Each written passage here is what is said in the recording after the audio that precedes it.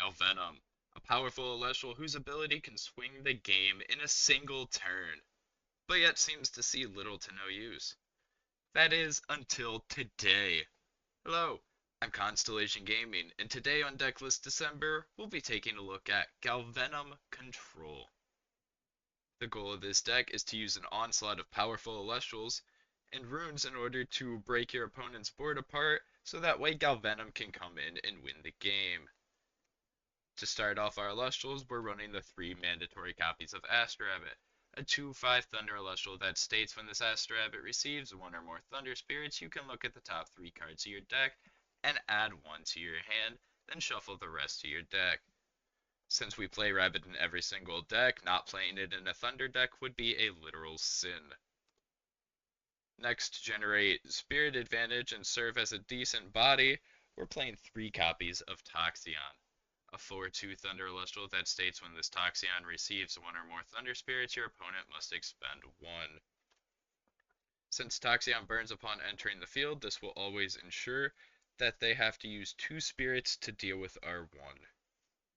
Next, to ensure we don't run low on spirits, we're playing 3 copies of Quackle, a 2/3 Thunder Celestial that states when you cast this Quackle, you can return up to 3 Thunder Spirits from your Underworld to your Spirit deck.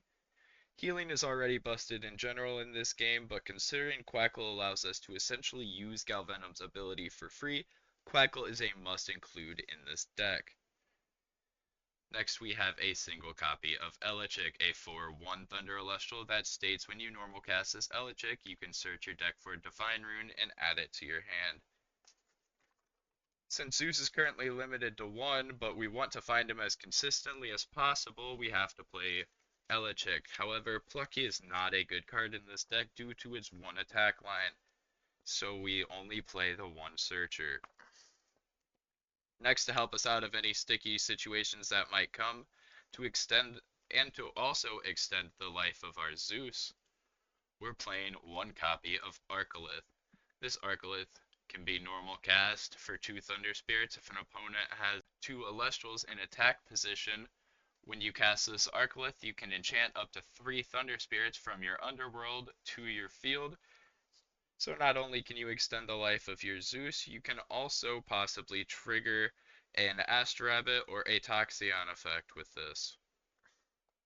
Next we have a small water package with 3 Eddy, a 4/1 water Celestial that states when you cast this Eddy, you can change the position of an Celestial.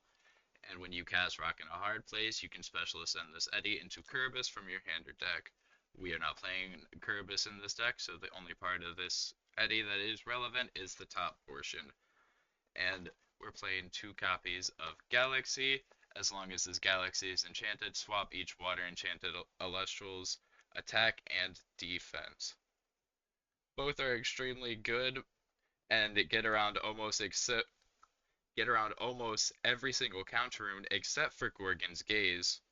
To finish off the Celestials, we have the big bug of the hour himself, Galvenom, a 6/2 Thunder Celestial that states you can expend 3 in order to target and destroy up to 2 cards. Galvenom's ability can allow you to take control of the game by destroying either your enemy's backline or multiple Celestials before swinging in for damage. Before we continue, I do want to remind everybody that I will be giving away a Reverse Stellar Exaltus at 100 subscribers. All you have to do to enter to win this beautiful card is like the video and subscribe to the channel, and you will be entered. Without further ado, let's get back to the video. To start off the runes, we have 3 copies of Ambrosia, a 1-cost Omni rune that states return up to 3 spirits from your Underworld to your Spirit deck. Since everything we play in Celestial takes your life, Ambrosia is a must include in every single deck. Since we're playing a control deck, and with that in mind, we're playing every single piece of removal possible with the exception of Race to the Top due to the fact that the limits pretty much made that card unplayable. We're playing 1 copy of Resting on Your Laurels, a 1-cost Omni rune that states you can only cast this if an opponent has at least 2 or more enchanting spirits than you do.